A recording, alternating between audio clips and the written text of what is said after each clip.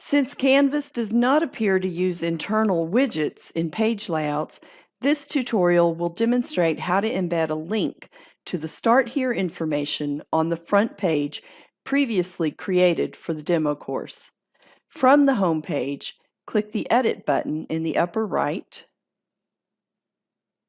and inside the editor, scroll to where you want to include the link to the Start Here information.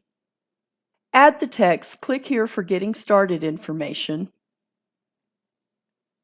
and apply the appropriate CSS title style. Select the text you just typed, then click on the Insert Link icon and select Course Links. Click on the arrow next to Pages and select the Getting Started page. To close the Add menu, click on the small X in the upper right corner. Click Save. Note that the text you selected, turned blue with an underline, is now a hyperlink to the selected information.